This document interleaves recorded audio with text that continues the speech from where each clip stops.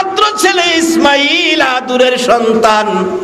বাবা ইব্রাহিম থাকে সিরিয়াতে, ইসমাইল থাকে মক্কা নগরীতে। আল্লাহু আকবার বলো। ইসমাইল আলাইহিস সালাম সংক্ষেপ করছি আলোচনা, বিয়ে করে বাবার কাছে চিঠি পাঠাইলেন, বাবা গো তোমার ছেলে ইসমাইল বিয়ে করেছে, আসো গো বাবা ছেলের বউ দেখে যাও। ইব্রাহিম বুড়া মানুষ, বড় কষ্ট করে মনে বড় আকাঙ্ক্ষা ছেলের বউ দেখবে, মনে আকাঙ্ক্ষা নিয়ে গোরাসোয়ার হইয়া সিরিয়াত থেকে মক্কা নগরে এসে ঘরের সামনে বাড়ির সামনে ডাক দিলেন, ইসমাইল বাড়িতে আছো? ঘর থেকে বিবি সাহেব জবাব দেয়, কে এত বড় দুঃসাহস আমার স্বামীকে নাম নিয়ে ডাকে? এই সাহস পাইল কই? আচ্ছা যত বড়ই হোক, বাবা কি সন্তানের নাম লইয়া ডাকার অধিকার আছে না? বাবা যদি নাম লইয়া ডাকে, মা যদি আপনাকে নাম লইয়া ডাকে, আপনি ডিসি সাহেব হয়ে গেছেন, বাবা তো আপনাকে নাম নিয়ে ডাকে, মা নাম নিয়ে ডাকে। বলুন, মা বাবার নাম নিয়ে ডাকটা শুনলে সন্তানের মনে শান্তি লাগে না অশান্তি লাগে? বাবা আমার মা নাই, আমার বাবা আছেন, বুড়া মানুষ, এখনো বাড়িতে গেলে রাত্রে তো আর দেখে না, মাহফিল শেষ করে 2টা 2:30 3টাও কোনোদিন বাড়িতে যাই, সকালবেলা দেখা হলে জিজ্ঞেস করে, বাবা আজকে কই গেছিলে? কই গেছিলে? এই যে কথাটা কই গেছিলে, মন কই যেন পোলাও কুরমা খাওয়াইলেও এই শান্তি আমার লাগবে না। বাবা যে জিগাই কই গেছিলে, এই কথাটার মধ্যে যে শান্তি পায়। আবার যখন বিকালবেলা বাড়ির থেকে বাহির হই, রাস্তায় দাঁড়িয়ে থাকে, জিগাই বাবা আজকে কই যাবি? কই যাবি আজকে? পৃথিবীর এমন কোন ব্যক্তি নাই কই যাবি শব্দ দিয়ে আমাকে জিজ্ঞেস করবে। এসপিডিসি মন্ত্রী মিনিস্টার হলেও মাহফিলে বসে থাকে প্রধান অতিথি, স্টেজে উঠলে দাঁড়িয়ে যায়, জিজ্ঞেস করে হুজুর কেমন আছেন, কেমন আছোস, এই কথা বলার অধিকার নাই। একজন ব্যক্তি বলতে পারে, সেটা হলো মা বাবা। ইব্রাহিম বাড়ির গেটে দাঁড়াইয়া ডাক দিলেন, ইসমাইল কে কোথায়? বাড়ির ভিতর থেকে জবাব দেন, বিবি সাহেব কে তুমি এত দুঃসাহস আমার স্বামী ইসমাইলকে নাম নিয়ে ডাকো? কোত্থেকে আসছো কে তুমি? বলছে আমি একজন বুড়া মানুষ, বহু দূর থেকে আসছি ইসমাইলকে দেখার জন্য, ইসমাইলের বউ দেখার জন্য। ইসমাইল বাড়িতে নাই, বউ দেখা যাবে না, এখন অসুবিধা আছে। বাবা আমি বুড়া মানুষ আসছি, বুড়া মানুষ আসছো, আমার কিছু করার নাই। ইব্রাহিম আলাইহিস সালাম কষ্ট পাইলেন, ছেলের বউ দেখা হলো না। বাহির থেকে বলছে, বৌমা আমার ইসমাইল আসলে বইলো এই ঘরে যে বিবি আসছে গো, এই মেশিন খান বেশি সুবিধা না, এই মেশিনটা যেন বদলায়লা, এটা নাট বল্টু সমস্যা আছে। ঘরের চৌকাটটা ভালো না, এটা যেন বদলায়। চলে গেছে, কিছুক্ষণের মধ্যে এসে গেছেন ইসমাইল। ইসমাইল আলাইহিস সালাম ঘরের পাশে, ঘরের গেটের পাশে দাঁড়াইয়া চোখের পানি ছেড়ে দিয়া ডাকে, বিবি বিবি গো, বাড়ির সামনে দিয়ে আমার বাবা ইব্রাহিমের গন্ধ পাওয়া যায়, বিবি গো সত্য করে কো আমার বাড়িতে আজকে কেউ আসছিল কিনা? বিবি ডাকতেছে, হ আসছিল, কি নাম তা জানি না, বুড়া একজন লোক আসছিল, তোমাকে নাম লইয়া ডাকে। কত বড় দুঃসাহস তার, কত বড় দুঃসাহস, তোমাকে নাম লইয়া ডাকে। বিবি গো তাকে কি বসতে দেশ নাই? না না বইতে দেই নাই। খাবার দেয় দেশ নাই, নাস্তা দেশ নাই, আপ্যায়ন করস নাই? না না কিছুই করি নাই। তারপরে চলে গেছে, কি বলে গেছে? বিবি বলে, স্বামী যাওয়ার সময় বলেছে ঘরের চৌকাট ভালো না, ঘরের ব্যক্তিটা ভালো না, পাল্টানোর জন্য এই চৌকাট নাকি পাল্টাতেন বা স্বামী, আমি দেখি ভালো, লোকটা বলেছে ভালো না। বাহির থেকে ডাকতেছে, বিবি গো যে আসছিল তাকে চিনতে পারস নাই গো বিবি, ইনি হলো আমার বাবা ইব্রাহিমে খলিল। হ্যাঁ বিবি, আমার বাবা ইব্রাহিমের মনে ব্যথা দিয়েছস। বাবা বলেছে চৌকাট ভালো নয়, চৌকাট নয়, তুই ভালো নয়, তোর মতো বিবি লইয়া আমি সংসার করব না, আমি ঘরে যাব না, এখন ঘর থেকে তুমি বেরিয়ে যাও। আমার বাবা বলেছে তুই ভালো না, বাবার কথাই সঙ্গে সঙ্গে আল্লাহর নবী ইসমাইল স্ত্রীকে ঘর থেকে বের করে দিলেন। অহংকার দিনের ছেলেরা বিবির কথাই মা বাবারে করতে বের করে দেয়, মা বাবারে বের করে দেয়। আখেরি নবীর উম্মত। তুমি জানো তুমি কেমন নবী পেয়েছো? তোমার চরিত্রে তো এই রূপ থাকার কথা না। এগুলি দূর করে নবীর আদর্শে আসো, এই নবীর উম্মতের খাতায় নাম লাগাও, নবীর উম্মত হও। নবী যা বলেছে এইগুলি আমল করো, মার সাথে ভালো ব্যবহার করো। মা বাবা কি হলে সন্তুষ্ট হবেন, কি খাইলে খুশি হবেন, বাড়িতে যাওয়ার সময় 5 টাকার সদাই হলেও মা বাবার হাতে নিয়ে দাও। বাবার আমি কি কথাগুলো বুঝাইতে পারতেছি? বের করে দিলেন বাবার কথায় স্ত্রী তালাক বের করে দিয়ে আবার বিয়ে করেছে, আবার চিঠি লিখছে, বাবা ইব্রাহিম ইসমাইল বিয়ে করেছে বাবা গো, আবার এসে ছেলের বউটা দেখে যাও, এই বউটা চৌকাটটা ভালো দেখে যাও। ইব্রাহিম আলাইহিস সালাম বলছে বড় বিবি সাহারাকে, সাহারা আমার ছেলে ইসমাইল বিয়ে করেছে, বহুদিন যাবত ইসমাইলের সাথেও দেখা হয় না, বাবার তো মন চায় সন্তান দেখতে। ওদিন কিতাবে দেখি এক সন্তান বাবার কবরের পাশে দিয়ে হাইটা যাইতেছে, কিন্তু বাবার জন্য একটু দোয়াও করলো না। বাবা ছেলেটা কবর ফাঁস করে যাওয়ার পরে কবর থেকে ডাকতেছে, কিরে বাবা, ও আদুরের ছেলে, তুই কেমনে চলে গেলি আমার জন্য কিছু না বলে? তুই যদি আজকে কবরও থাকতি, আমি বাবা কি তোর জন্য দোয়া না করে যাইতে পারতাম? তুই তো আমার জন্য দোয়া না করে চলে গেলি। অনুমতি দাও, আমি মক্কায় যাব, আমি আমার কলিজার টুকরা ইসমাইলকে দেখব, বিয়ে করেছে আবার শুনেছি বউ দেখব। সাহারা বলেন না না, যেতে দিব না। ইব্রাহিম বারবার বলছে না, আমি আমার ইসমাইলকে দেখব, ছেলের বউটা দেখব। সাহারা বলেন অনুমতি দিতে পারি, দরজায় যাইয়া গোরাত থেকে নামতে পারবা না। ও স্বামী ইব্রাহিম, গোরাত থেকে নামতে পারবা না, গোরাত থেকে এক নজর দেখে আবার সাথে সাথে চলে আসতে হবে। ইব্রাহিম বলেন বিবি গো, বাধা দিও না, যাও যাও, কথা দিলাম গোরাত থেকে মাটিতে পাও রাখবো না, আমি এক নজর দেখে চলে আসব। আবার বুড়া মানুষ সিরিয়াত থেকে কষ্ট করে মক্কায় গিয়ে ইসমাইল আলাইহিস সালামের ঘরের গেটে দাঁড়াইয়া ডাক দিলেন, ইসমাইল বাড়িতে আছো? ইসমাইল, আল্লাহর খেলা বোঝা যায় না। ওই দিনও ইসমাইল আলাইহিস সালাম বাড়িতে ছিলেন না, ঘরে ছিলেন না। নতুন বিবি ডাক দিলেন, কে গো তুমি? আমার স্বামীকে ইসমাইল বলে ডাকো, কে তুমি? তোমার পরিচয় দাও।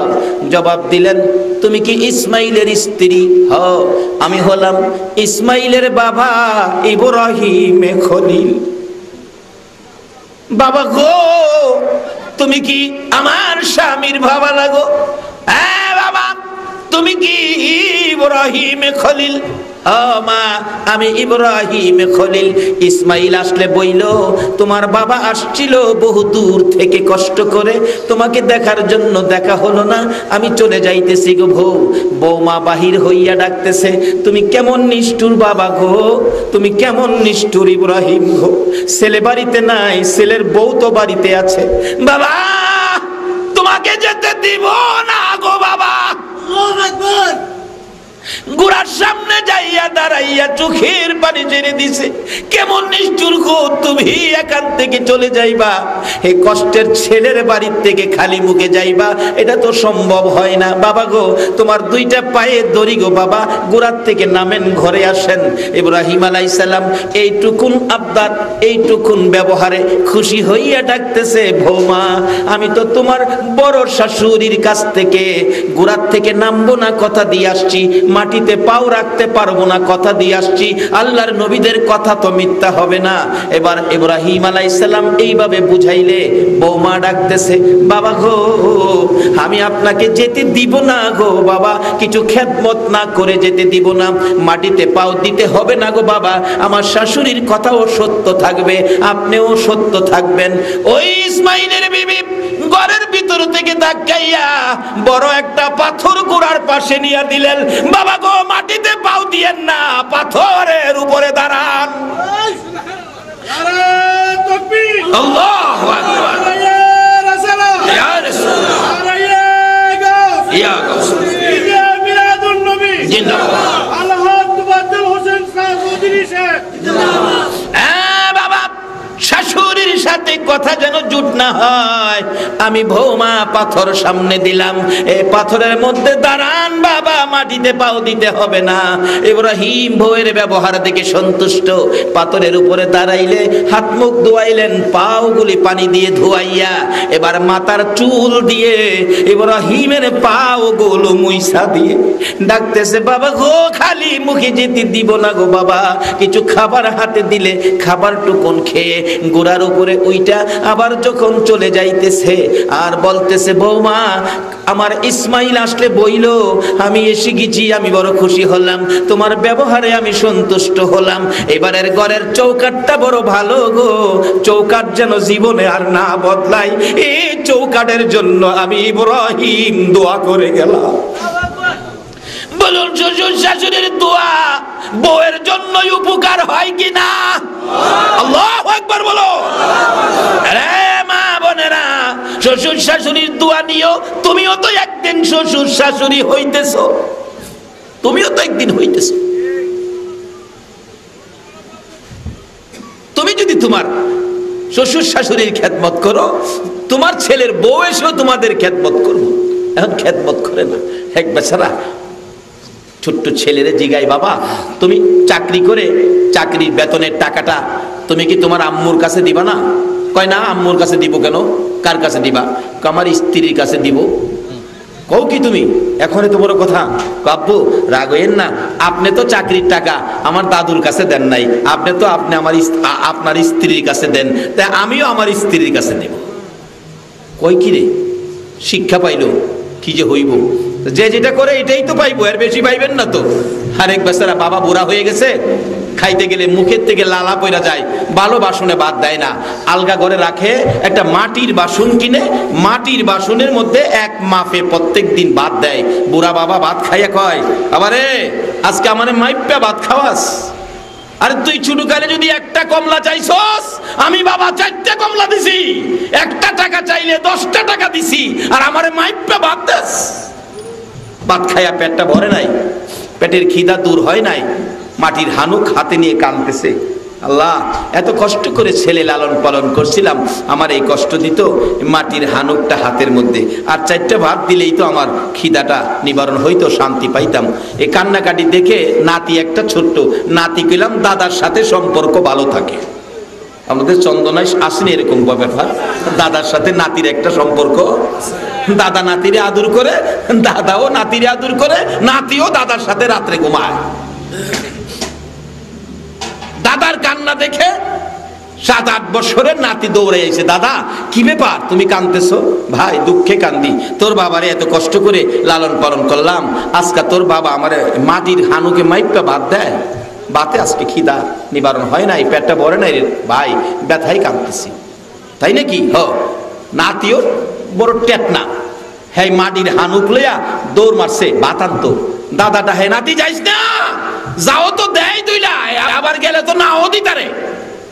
হ্যাঁ উঠানে গিয়া হাত থেকে বাসন ফালাইয়া ভাঙ্গে গেলেছে। মাটির হানুক চিনেন না? এখানে আপনারা কি করেন? বাসন, মাটির বাসন হাত থেকে ফালাইয়া ভাঙ্গে গেলেছে। বাইঙ্গা হায় উঠানে গড়াগড়ি করে কাঁদতেছে, হায় হায় কি করলাম, বাবা মারবো, মা মারবো, দাদায় কাঁদতেছে, মাটির বাসন ভাঙ্গে গেলেছি। মা দৌড়াই আইছে, আরে বেটা কি হয়েছে? দাদার বাসন ভেঙে গেলেছি। বেটা এটা 5 টাকার কিনা বাসন, বাংশ তোর কান দিব নাকি? একটা বাংশ 10টা কিনা লই আমু। এরপরে হ্যাঁ কান্দে আর বাসনের অংশগুলো জমা করতেছে। আবার বাবা আইছে দৌড়ে, আরে কি হয়েছে? আয় কোলে আয়। কয় না, দাদার বাসন ঠিক করতেইব, বাসন ভেঙে গেলেছি। আর এটা মাটির বাসন, একটা বাংশ 10টা কিনে আনমু, এটা লেগে কানতে হইব। বাবা আয় কোলে আয়, কোলে আয়। না বাবা সর্বনাশ করছি। আরে কি তোর এরকম বাসনটা কি দরকার?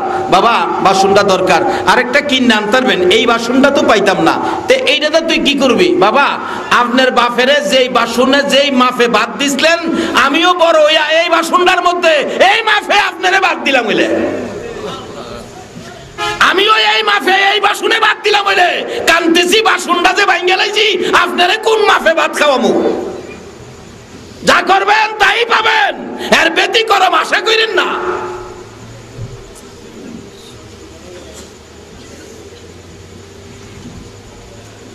বাবারা কষ্ট হইতাছে আপনাদের? এই রোগগুলি দূর করেন, সবচেয়ে বড় রোগ হলো আমাদের এটা, মা বাবার সাথে ব্যবহার খারাপ করে নামাজ রোজা হজ যাকাত মুফতি মুহাদ্দিস মুফাসসির মক্কা মদিনার ইমাম হইয়াও জান্নাতে যাওয়া হবে না। বলতেছিলাম ইব্রাহিম পুত্রবধূর জন্য দোয়া করে রওনা হয়ে গেলেন, বড় বিবির সাথে কথা দিয়ে আসছেন, দেরি করা যাবে না।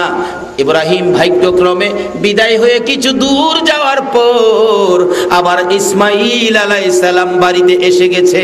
বাড়ির পাশে দাঁড়াইয়া চোখের পানি ছেড়ে ছেড়ে আবারও ডাকতেছে, বিবি বিবি গো, আমার বাড়ির সামনে আজকে কি কোনো মেহমান আসছিল?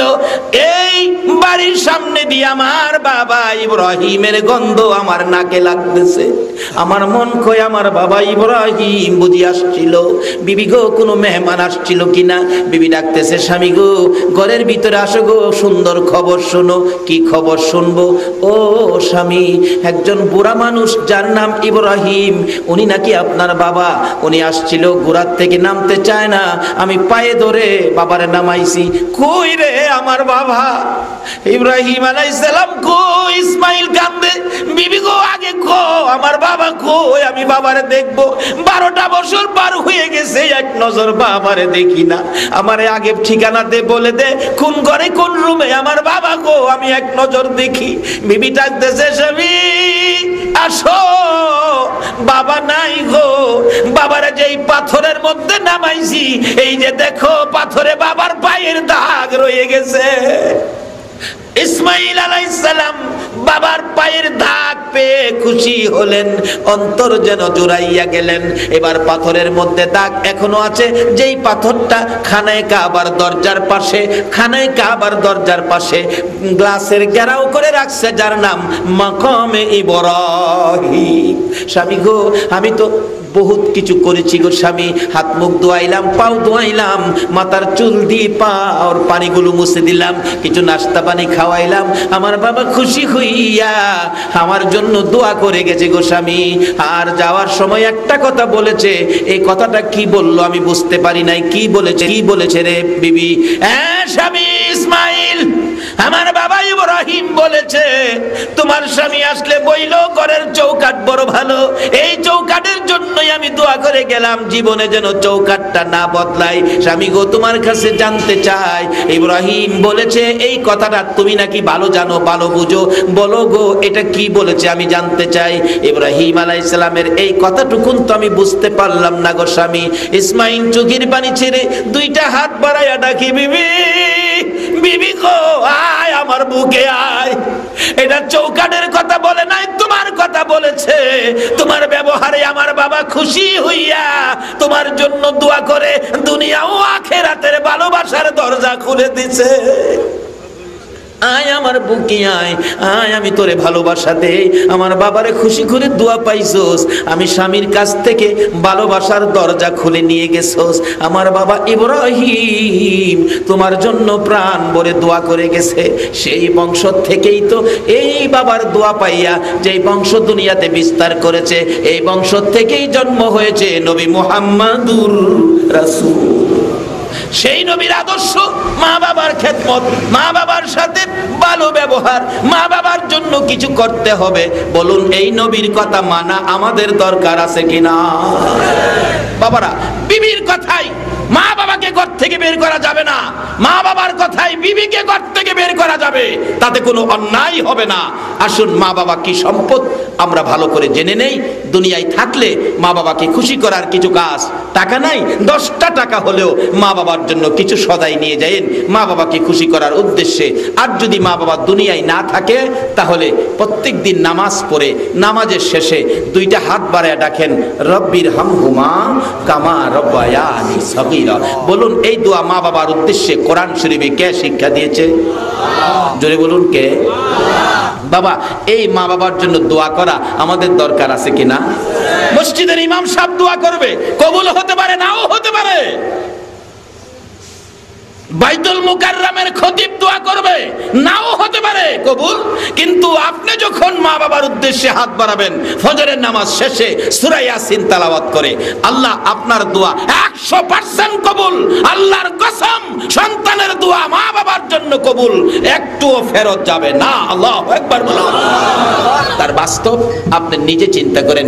আপনার পিঠের মধ্যে খাও যাইতাছে, পিঠের মধ্যে খাও যাইতাছে, খাও জানি বুঝেন না, চুলকানি আর কি, পিঠের মধ্যে খাও যাইতাছে।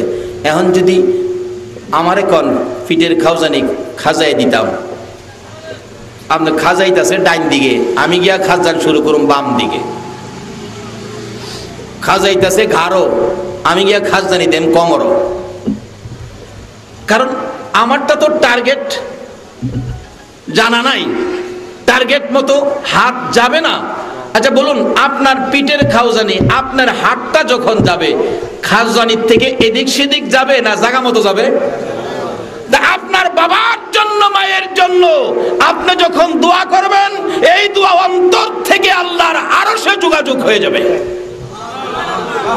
মসজিদের ইমাম সাহেবের দোয়া, বক্তা সাহেবের দোয়া, তুফাজ্জলের দোয়া, বাইতুল মুকাররমের খতিবের দোয়া কবুল হতে পারে, নাও হতে পারে। সন্তানের দোয়া মা বাবার জন্য 100% কবুল। এখন দোয়া করবেন কই? দোয়া করার পরিবেশ হলো নামাজ। নামাজে যেতে হবে, নামাজটা পড়ে দুইটা হাত বাড়ায় কান্দেন, রব্বির হামহুমা কামা রব্বায়ানি সগীরা। এই দোয়াটা তো মসজিদের ইমাম সাহেবের শিক্ষা দেয় নাই, শিক্ষা দিছে সন্তানের। সন্তানের জন্য এই শিক্ষা, এই দোয়াটা আল্লাহ পাক বলছে তোমরা তোমাদের মা বাবার জন্য এই দোয়াটা করো। এখন একটা পরিবেশ করি, পরিবেশটা হলো নামাজ। নামাজে গিয়ে নামাজ শেষ করে এই দোয়া করা, বলুন আমাদের দরকার আছে কিনা? আগে আগে কই যাইতে হবে? কই যাইতে হবে?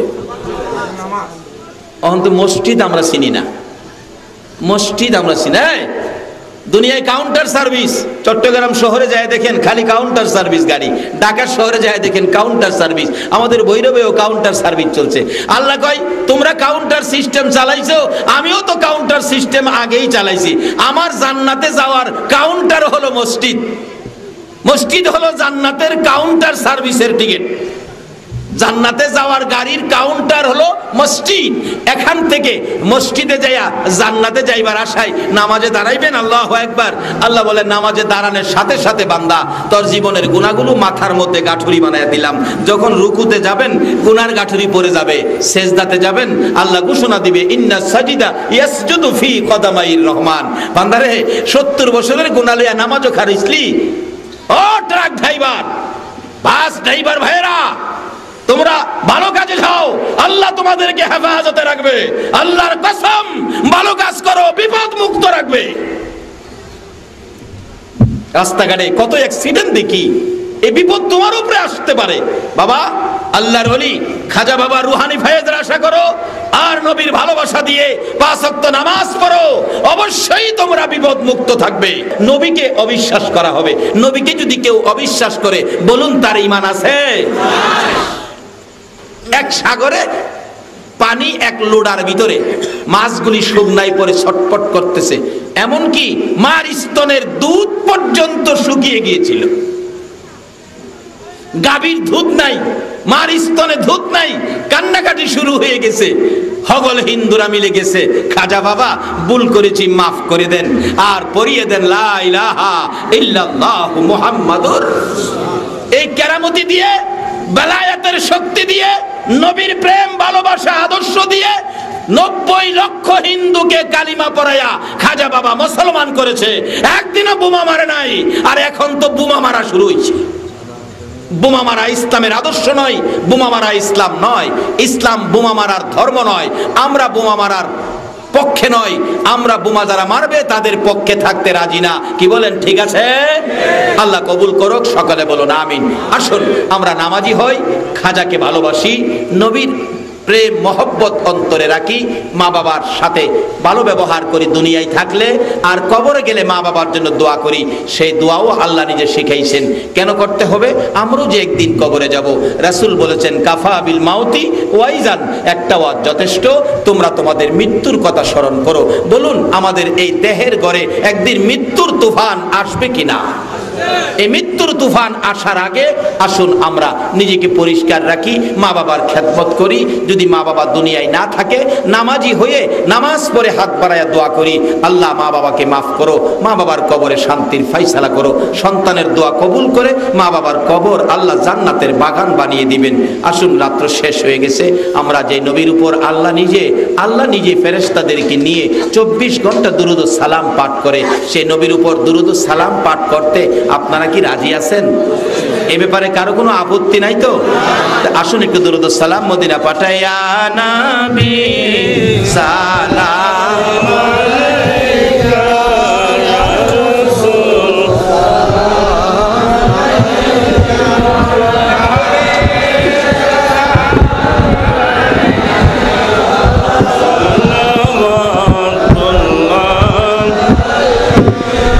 एक नजर शाहे मदीना या नबी सलाम अलैका या रसूल सलाम अलैका या हबीब सलाम अलैका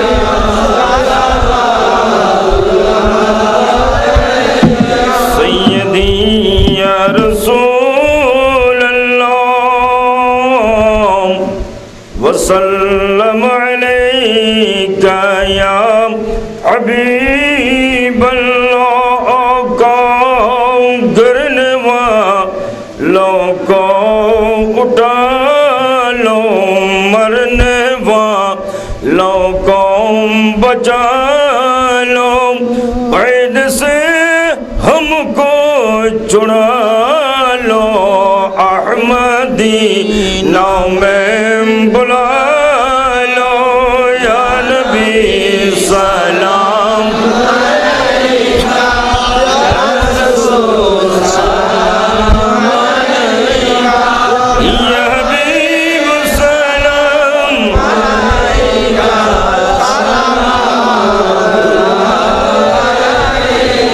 अभी मौका तसव्वुर न है या ले तो रसीना मेरे और जो मोहम्मद मेरे जो जो मदीना या नबी सलाम अलैका या रसूल सलाम أنفسنا وإن لم تغفر لنا وترحمنا لنكونن من الخاسرين মাবুদ গো, আমরা যারা হাত বাড়াইছি আজকের এই মাহফিলে, আমি নামাজি বুঝি না, বেনামাজি বুঝি না, নেককার বুঝি না, গুনাহগার বুঝি না, মেয়ে বুঝি না, পুরুষ বুঝি না, যুবক বুঝি না, বুড়া বুঝি না, এই মাহফিলে আজকে যারা হাত বাড়াইছে গো আল্লাহ, আমাকে সহ সকলের জীবনের গুনাহগুলো ক্ষমা করে দাও। মাবুদ রে, ক্ষমা চাইলাম জীবনের গুনাহ, ক্ষমা যদি না দাও কবে জানি মৌতের চিঠি দিয়ে আজরাইল পাঠাইয়া দাও, কবে জানি বড়ি পাতার গরম পানির গোসল হইয়া যায়, কবে জানি জানাজার নামাজের কাতারের সামনের মেহমান হইয়া যায়, কবে জানি চারজনে কাঁধে লইয়া মাটির গোল অন্ধকার কবরে নিয়ে যায়। ওই দিন আসার আগে আমরা যারা হাত বাড়াইছি গো আল্লাহ, ঘুরাইও না, ফিরাইও না, তুমি যদি ফিরাইয়া দাও আমরা কার কাছে যাব গো আল্লাহ? এই মুহূর্তে আমাদের তামাম জিন্দেগীর গুনাহগুলো ক্ষমা করে দাও আল্লাহ গো। জীবনের গুনাহ ক্ষমার আসার দরখাস্তের পর আরেকটা দরখাস্ত করি, তুমি কিন্তু রাগ হইও না। তুমি যদি রাগ হও তোমার বান্দার মনের দুঃখ কই যাইব গো আল্লাহ? মাবুদ, আমি জানি না হাজার হাজার মানুষের মধ্যে কার মনে জানি কি দুঃখ, কার মনে জানি দুঃখ হুজুর আমরার মা নাই গো, মা নাই মা। কার মনে জানি দুঃখ হুজুর আমরার বাবা নাই, আমরা বাবার অভাবী।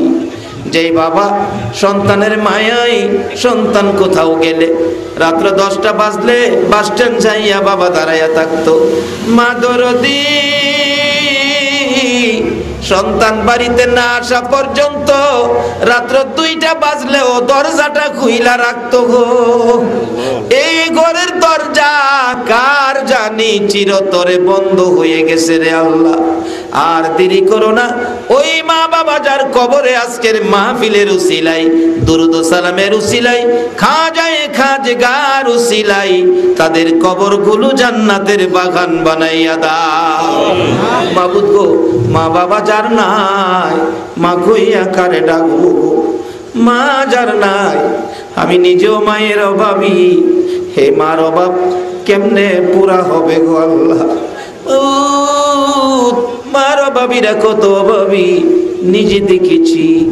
একটা মায়ের পাগল ছেলে বিদেশ থাকে, সপ্তাহে সপ্তাহে টেলিফোন করে, মা তুমি কেমন আছো আমারে জানাও গো মা, তোমার খবর না নিলে আমার শান্তি লাগে না গো মা। মা টেলিফোনে জবাব দেয়, বাবা গো পয়সার জন্য বিদেশ গিয়েছো, এত পয়সা যদি টেলিফোনে খরচ করে ফেলো তাহলে কি লাভ হবে? পয়সা চিনো বাবা, পয়সা চিনো। ছেলেটা টেলিফোনে জবাব দেয়, মা আমারে বাধা দিও না, আমি পয়সা চিনি না গো, আমি চিনি আমার গর্ভধারিণী মা। এইভাবে চলছে। হঠাৎ করে মা অসুস্থ, ডাক্তারের কাছে গেলে ডাক্তার পরীক্ষা নিরীক্ষা করে রিপোর্ট দিয়েছেন, আপনার তো অবস্থা ভালো না, আপনার রিপোর্টে কয় আপনি বেশি দিন বাঁচবেন না, 2 দিনও বাঁচতে পারেন, 1 সপ্তাহ বাঁচতে পারেন, হঠাৎ করে মরে যাবেন। মা ডাক্তারখানায় বসে কান্দে, রে ডাক্তার আমি যদি মরে যাই আমার ছেলে টেলিফোন কার কাছে করবে রে ডাক্তার? আমার বাবা কার সাথে কথা বলে মনে শান্তি পাবে রে? মা রিপোর্ট হাতে লইয়া কাঁদতে কাঁদতে বাড়িতে গেছে। ছেলের বাবাকে ডাকছে, ও মন্নানের বাবা খবর জানোনি? ডাক্তার বলছে আমার রিপোর্টে বলে আমি নাকি বাঁচবো না, বাঁচবো না। স্বামী গো আমার মন্নান টেলিফোন করলে টেলিফোনের জবাব কে দিব গো স্বামী? একটা চিঠি লেখো, আমি আমার মনের কথাগুলো লেখা যায়। চিঠির মধ্যে লিখতেছে, মন্নান আয় রে বাবা বাড়িতে আয়, একটা দিনের জন্য বাড়িতে এসে আমার মা কইয়া ডাক দিয়া যা, একটা বাবার আমারে দেখা যা, আমি মা তোমারে দেখা দে। এই চিঠি লেখে চিঠি পাঠাইয়া 2 দিন পর মা দুঃখিনী বিদায়ী হয়ে গেছে। এলাকার মুরব্বীরা কয় মৃত্যুর খবর মন্নানকে দিও না, আত্মহত্যা করে মরে যাবে। দাফন করে ফেললো ছেলেটাকে বিদেশের মাটিতে, মৃত্যুর খবর দিল না। যেদিন দাফন করেছে এই দিন রাত্রের বেলা মন্নান ঘুমের ঘরে স্বপ্নে দেখে মা ডাকতেছে, রে মন্নান আইলি না, আমারে মা কইয়া ডাকলি না? ওয়ালা আলিহি ওয়া আসহাবিহি আজমাইন বিহাক্ক লা ইলাহা ইল্লাল্লাহু মুহাম্মাদুর রাসূল সাল্লাল্লাহু